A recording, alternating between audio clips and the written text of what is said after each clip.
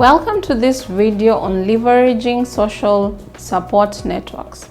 My name is Josfrida Nyamvula Ngoa, an emergency and critical care clinician and a COVID-19 champion.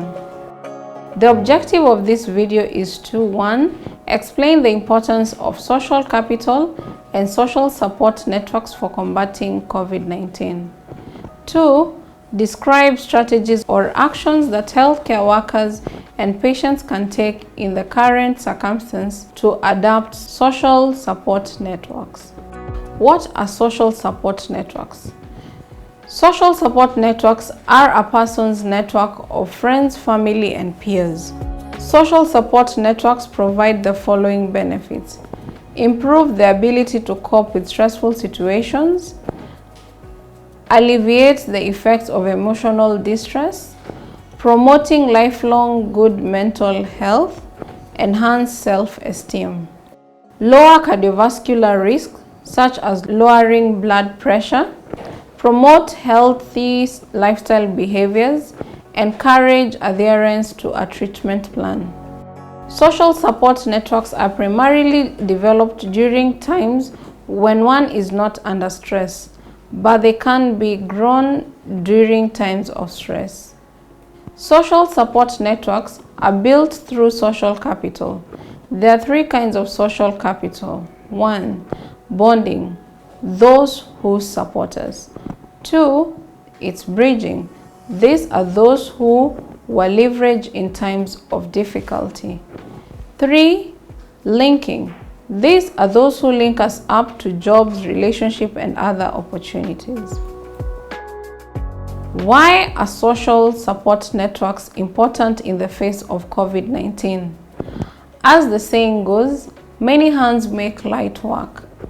People leverage social support networks to cope and persist in times of difficulty or crisis. Healthcare workers activate networks to cope with stress. Their networks may help them get to critical support for their loved ones as they may be separated from them. Talking with friends, family, and peers may help them to process difficult moments and emotions. Patients activate their networks to cope with stress as well. Social interaction may help isolated patients feel less alone and can support their recovery. Patients may use WhatsApp to ask for support and prayers, and it may help them cultivate hope. Using social networks may also help quarantined patients to get support for the responsibilities they cannot fulfill while quarantined.